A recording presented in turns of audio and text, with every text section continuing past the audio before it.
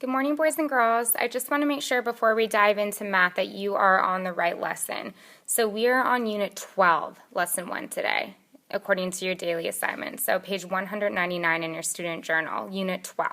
I know that we were on Unit 9 before, but we're skipping a little, so it's right. But I want you to make sure that you're starting on the right lesson, okay? So now we can look at our objective, which is today I will draw scaled picture graphs to represent data with several categories. And I have scaled underlined and circled because I'm wondering, what does that word mean? That's a word that I'm not as familiar with. I know that we talk a lot about already about picture graphs or pictographs. We do it in our morning work. I know that you did it in second grade last year. But I'm wondering what this word scaled means. But let's start off and look at the vocab below. So a picture graph or pictograph, two different names for that, both mean the same thing. They're graphs that use pictures or symbols to represent data. So I know that we have done pictographs with smiley faces before and other things like that. So I know that you're familiar with those. When the pictures or symbols represent more than one vote, it's called a scaled picture graph. That's because when you think of one vote for someone, you think of one symbol. But when we scale that, we're changing it, okay? So our symbol or picture represents more than one. So you have to be really careful when you look at graphs that are given to you. At the bottom in our key, it'll usually tell us, okay, how many each of those symbols mean. So in this case, we know that our check mark equals 5 votes. So if we look at favorite pets, that's our title, and then our category labels are dogs, cats, and fish. We have 5, 10 votes for dogs. And I like getting into the habit, 10 votes for dogs. I like getting into the habit of writing out the number, the data right there, so that if it asks any additional questions, it's easy for me to just see it instead of having to go back and recount again. So cats are 5, 10, 15. Okay, and for fish, I'll let you think for a second, and that's easy. We know that it is 5, okay? So the scale is the value of each picture or symbol, which is given in the graph's key, okay? So whatever value. So be aware. Look for that. Look at the key to make sure that you are filling in your graph correctly or reading it correctly, okay? So if we look over here at the teacher input, this data actually wants me to collect the data for the gender of students in room 11, and I already did that. I know that we have 12 boys and 12 girls.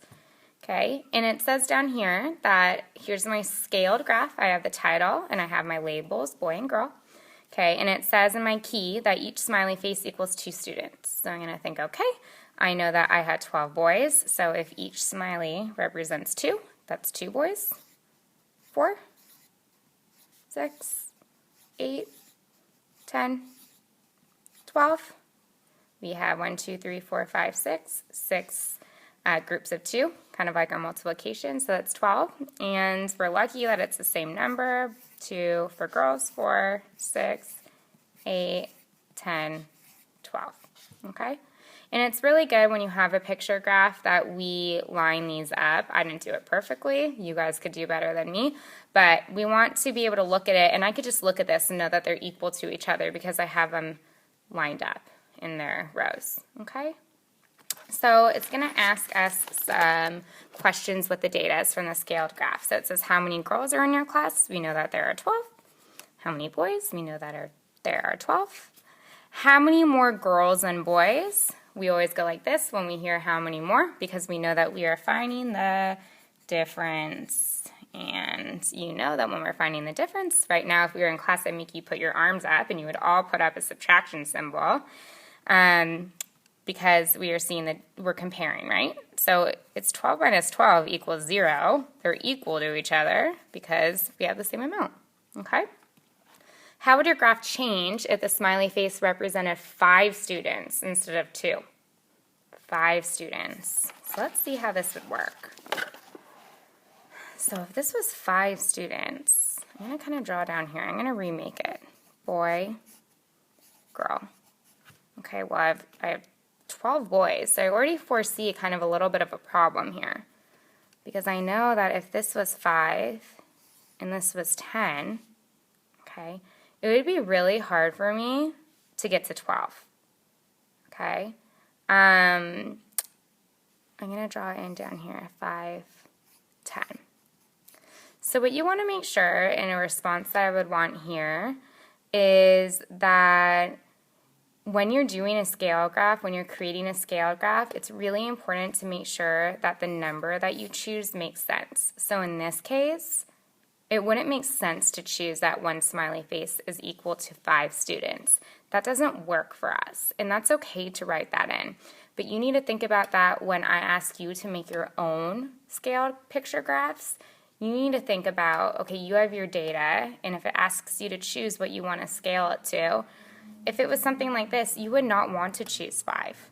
You could choose 1 student. You could choose a smiley face represents 2 students. You could choose a smiley face represents 3 students because that goes in evenly. We can do 4 students, that goes evenly. You can do 6 students, that goes in evenly. So you want to try your best to do to scale it so that it makes sense for you, okay? Now I do want to give you a heads up that in your structured guided practice, it is asking you to fill out the chart based on your class data. You can just make that up. So you know if you have 24 kids in the class total, you can just make up the numbers that you want here for your data as long as it equals to 24. Okay? So I'm going to leave you with that. As usual, if you have any questions, please let me know. Have a good day, boys and girls.